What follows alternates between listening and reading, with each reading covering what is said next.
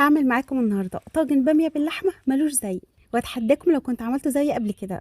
كل خطوه فيه واخده حقها ومخدومه صح، ومعموله بنفس ومزاج عالي قوي. طاجن اكله الاكيله لاصحاب المزاج العالي. اللحمه دايبه زبده، والباميه طعمه بشكل وشاربه من طعم اللحمه والصلصه. احفظوا الوصفه دي عندكم لان هي دي اللي هشرفكم بجد في عزومات العيد. والنهارده هقول لكم على الخلاصه في الطاجن ده، ركزوا لي بس في كل تفصيله.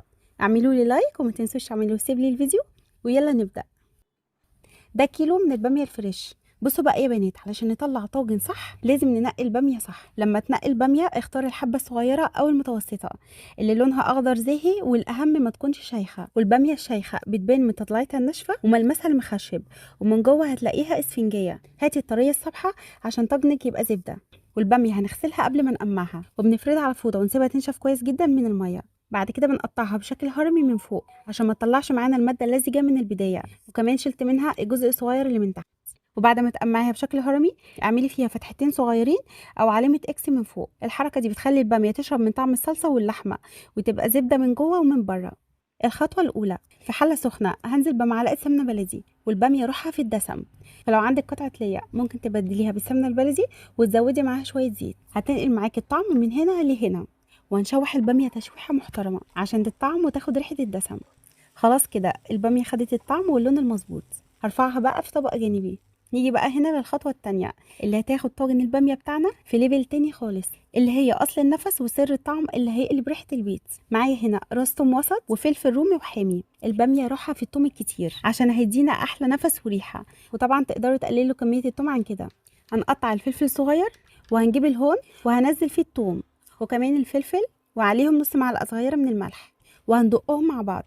وانا بفضل الهون طبعا لانه بيطلع زيوت التوم وبيدينا طعم وريحه اقوى بكتير من الكبه. جربوا بنفسكم وهتحسوا بالفرق. وكده الدقه جهزت معايا، تعالوا اوريكم هنستخدمها ازاي. تالت خطوه، نضفت الحله مكان ما شوحت الباميه وحطيتها على النار، وهنزل فيها بمعلقتين سمنه وعليها 3 معالق كبار من الزيت. اول ما السمنه والزيت يسخنوا هنزل ببصلايه مقطعها صغير، هشوحها لحد ما المفروض تصفر. ودلوقتي هنزل بنص كميه الدقه مع البصله تتشوح. اول ما تشموا ريحه الثوم والفلفل ملت المكان هنزل عليها ب3 حبات من الطماطم متقطعه مكعبات. حطيت الطماطم مكعبات عشان تخلي الصلصه تقيله وليها قوام، ودي هتعجب جدا الاكيله اللي بيحبوا يغمزوا الباميه بالعيش. بشوحهم مع البصله والدقه حوالي 5 دقايق او لحد ما الطماطم تدبل. وهنزل عليهم اللحمه بتاعتي بعد ما سلقتها بنسبه 80% سوا، عشان تكمل ال20% اللي فاضلين في قلب الصلصه وتشرب من طعم الدقه والباميه. كده اللحمه هتطلع معاكم دايبه زي الزبده، وفي نفس الوقت محافظه على قوامها وماسكه نفسها. ودلوقتي هننزل بالباميه اللي شوحناها في الاول وهنقلبها مع باقي المكونات. ودلوقتي هنزل بكيلو الا ربع من الطماطم المعصوره متصفيه. كميه الطماطم كلها كيلو، خدت ربع كيلو قطعته وشوحته في الاول مع البصله، والكيلو الا ربع الباقيين عصرتهم وصفيتهم ونزلت بيهم دلوقتي. وهنزل عليهم باقي كميه الدقه. لما الثوم والفلفل الفريش بيغلوا مع الصلصه بيدوا طعم مميز وريحه خرافيه للطاجن، ومعاهم كمان معلقتين كبار من معجون الطماطم. توابلي هنا بقى بسيطه عشان طعم الطاجن يفضل باين. نص معلقه صغيره من الفلفل الاسود، ومعلقه صغيره من الكمون، ومعلقه صغيره من الشطه، ومعلقه كبيره من الملح، ونص معلقه صغيره من السكر عشان حموضه الطماطم، ومكعب من مرقه الخضار او اللحمه. هنزل الملح والسكر والتوابل وهفرك مكعب المرقه وبقلب كله مع بعضه. ويا دوب هديها غلوتين بس، مش عاوزه السوائل تتبخر وتتسبك زياده على النار، عشان لما تدخل الفرن تلاقي سوائل تكمل فيها سواها وتطلع معانا جوسي ودايبه من غير ما تنشف ولا تتحرق مننا.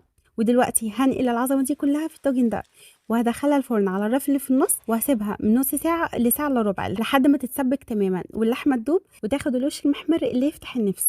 وشوفوا لي بقى الجمال، طاجن باميه باللحمه دايب دوب. قدمته مع رز بالشعريه مفلفلين، وطبعا ما ينفعش باميه من غير بتنجان مخلل بالدقه. الاكله دي محتاجه الاكيله وودن قطه من رغيف عيش بلدي لسه طالع من الفرن سخن، وتنزلوا جوه الطاجن وتنسوا الدنيا. لو بقى عجبتكم طريقتي النهارده في طاجن الباميه باللحمه، ما تنسوش تعملوا لي لايك وتعملوا شير للفيديو بين اصحابكم، واكتبوا لي تحت في الكومنتات بتحبوا تاكلوها بالعيش ولا بالرز. ولو الوصفه نجحت معاكم فما تبخلوش عليا بكومنت تقولوا فيه رايكم عشان غيركم يتشجع ويجرب الوصفه. وبألف هنا وشفا يا رب على قلوبكم.